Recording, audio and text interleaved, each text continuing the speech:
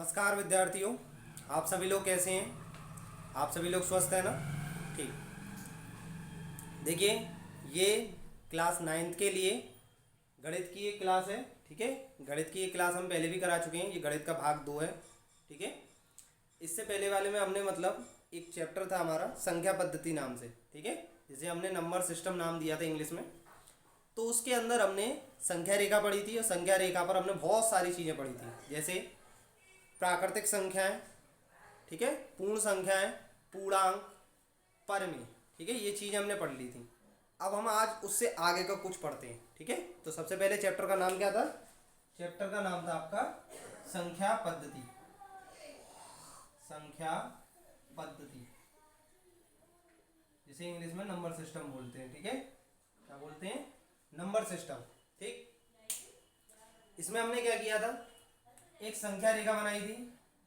ठीक, इस संख्या रेखा पर हमने प्राकृतिक संख्याएं वे संख्याएं होती हैं जिनसे हम वस्तुओं को गिनना प्रारंभ करते हैं। यानी कि मिडिल में तो 0 था, उससे हमें कोई मतलब नहीं। 1 2 3 4 5 डॉट डॉट डॉट। ठीक है, 1 2 3 4 5 ये प्राकृतिक संख्याएं से n से प्रदर्शित करते हैं। जब 0 इनके साथ शामिल हो जाता है तो ये पूर्ण संख्याएं बन जाती हैं। इसको हम किससे प्रदर्शित करते हैं? W से। ठीक है, अगर ये तो इधर तो प्लस की हुई, इधर माइनस की होती हैं। ठीक है, यानी संख्या रेखा के एक ओर, यानी जब हम दाईं तरफ की बात करेंगे तो प्लस की संख्या और बाईं तरफ की बात करेंगे तो माइनस की संख्या। ठीक है, जब हम प्लस और माइनस और 0 को एक संग सम्मिलित कर लेते हैं तो ये बनते हैं पूर्णांक। ठीक है, पूर्णांक जिनमें हम धनात्मक संख्याएं भी होती हैं, ऋणात्मक संख्याएं भी होती हैं, दूसरा माइनस और उसके संग 0 भी होता है। ठीक है, इसको हमने आई से प्रदर्शित किया था, इंटीजर बोलते हैं। इसके बाद परिमेय संख्याएं पढ़ी थी, यानी रेशनल नंबर, जिन्हें p/q के रूप में व्यक्त कर सकते हैं। और p और q पूर्णांक होते हैं, लेकिन q नॉट इक्वल टू 0 होता है। ठीक है, आज पढ़ेंगे हम अपरिमेय संख्या। क्या पढ़ेंगे?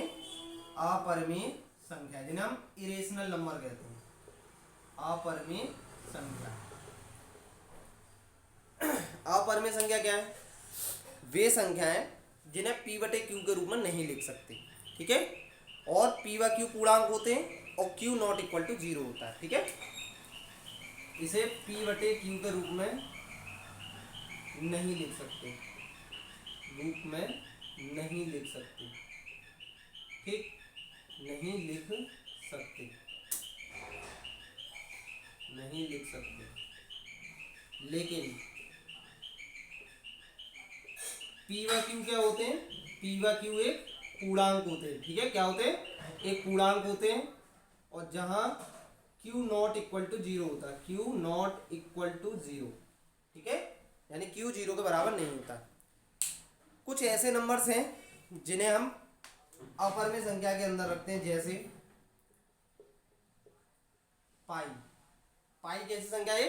अपरिमेय संख्या। ये क्वेश्चन काफी बार पूछा गया है कि पाई एक कैसी संख्या है? पाई एक अपरिमेय संख्या है। ठीक है, 2.37 पर बार। ठीक, 5.676767। ठीक है, ऐसी जो संख्याएं होती है जो चलती रहती हैं, वो सभी इसके अंदर आती हैं, अपरिमेय के अंदर। ठीक है, इसलिए अपरिमेय संख्याओं का एक दूसरा नाम भी है। इन्हें अनवंशानी आवृत्ति संख्याएं बोलते हैं, यानी नॉन टर्मिनेटिंग रिकरिंग नंबर्स।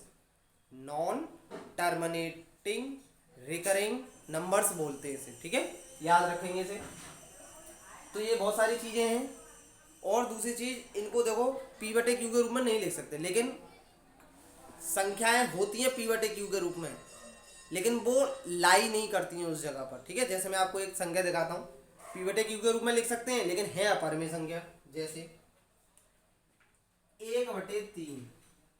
अब इसको देख लीजिए, p/q के रूप में लिखी हुई है, p और q पूर्णांक भी है, q नॉट इक्वल टू 0 भी है। तो ये तो परिमेय संख्या में जाना चाहिए था, अपरिमेय में क्यों लिखा है? इसका कारण देखिए, जब मैं 3 से 1 में भाग दूंगा तो देखिए क्या आएगा।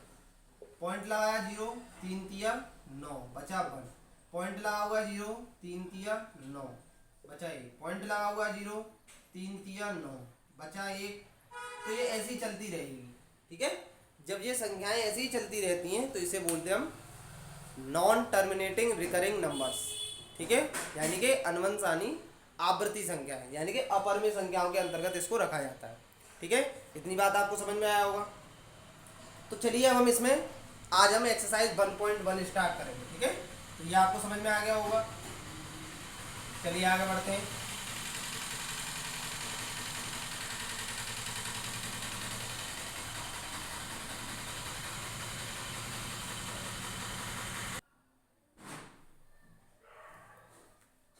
विद्यार्थियों मुझे क्षमा करेंगे क्योंकि एक थोड़ा सा बीच में डिस्टरबेंस हो गया था, तो उसकी वजह से मुझे वीडियो को रोकना पड़ा और फिर दोबारा से इस वीडियो को मतलब शूट किया जा रहा है। ठीक है, तो आपके सामने एक नया सवाल है, क्या शून्य एक परमे संख्या है? शून्य, शून्य का मतलब आप जानते हैं जीरो। क्या जीरो एक परमे संख्या है?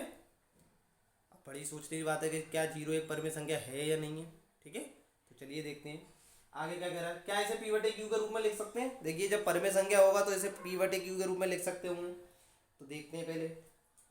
अच्छा ये बात बताइए, क्या देखो जो शून्य होता है, शून्य इसमें दो से भाग दे सकते हैं? शून्य में दो से भाग दे सकते हैं, दो से भाग देंगे तो जीरो ही तो आएगा। तो यानी कि ये एक परमे संख्या है। क्या है ये? एक परमे संख्या है। तो देखिए ये इसका कैसा निरूपण हो गया? पी बट्टे क्यू के रूप में हो गया। हो गया या नहीं हो गया? और जब पी बटे क्यू के रूप में हो गया तो अब देखना क्या अगली वाली शर्त पूरा कर रहा है या नहीं। पी व क्यू पूर्णांक होने चाहिए। तो देखो पी जीरो है, यानी ये भी एक पूर्णांक होता है। मैंने बताया पूर्णांक में जीरो भी आता है, माइनस की भी संख्या आती है, प्लस की भी आती है। और देखो क्यू यहाँ पर भी पूर्णांक है, दो है। और देखो एक और शर्त थी इसकी कि क्यू जीरो के बराबर नहीं होना चाहिए। तो क्या यहाँ जीरो के बराबर है तो क्यू नहीं है। साहब ये कैसा हो गया? परमे संख्या हो गई। तो क्या लिखेंगे? शून्य एक परमे संख्या है, इसे पी बटे क्यू के रूप में लिख सकते हैं। कैसे लिखेंगे? वो इस तरीके से लिखेंगे। ठीक है, आप जीरो बटे एक भी लिख सकते हैं, जीरो बटे 10 भी लिख सकते हैं, जीरो बटे माइनस का 10 भी लिख सकते हैं। ठीक है, एक्स वाई जेड आप कुछ भी लिख लीजिए, चाहे प्लस की संख्या लिख लीजिए नीचे, चाहे माइनस की संख्या लिख लीजिए, आएगा जीरो ही आंसर। ठीक है, फिर लिख देना जहां पी व क्यू एक पूर्णांक है और Q not equal to zero है। ठीक है, इस तरीके से ये सवाल आपका हो गया। क्लियर? आपको समझ में आया होगा। और भी अगर इससे रिलेटेड आपको कुछ पूछना है तो नीचे कमेंट बॉक्स में बता सकते हैं। ठीक है, अगले सवाल की तरफ चलते हैं।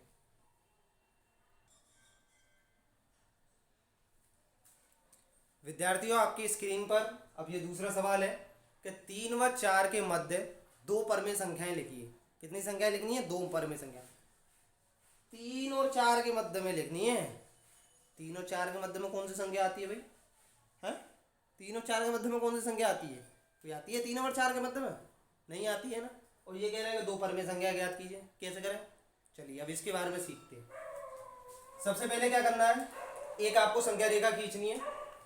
ठीक है, यूं करके, और दो पॉइंट लगा देंगे इस पर। यहाँ लिखेंगे 3 और यहाँ लिखेंगे 4। अब इसके बीच में हमें दो परमे संख्या ज्ञात करनी है। किस तरीके से ज्ञात करेंगे?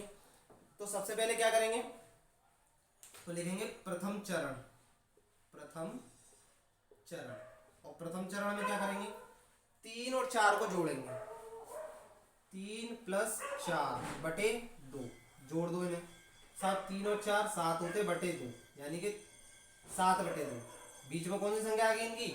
7 बटे 2। तो मैं यहाँ पर लिख देता हूँ एक 7 बटे 2 मिल गया जी। 3 और 4 के बीच में पहली परमे संख्या क्या है? 7 बटे 2। अब दूसरा चरण देखते हैं। ये तो प्रथम चरण में मिल गई।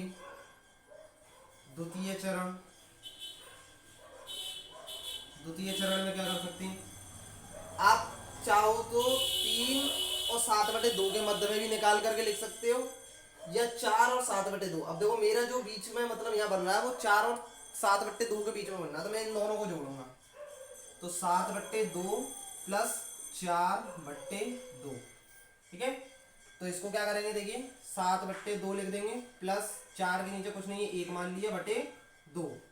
4 के नीचे कुछ नहीं था, 1 मान लिया। अब दोनों का लासा लेते हैं। 2 और 1 का लासा कितना होता है? 2।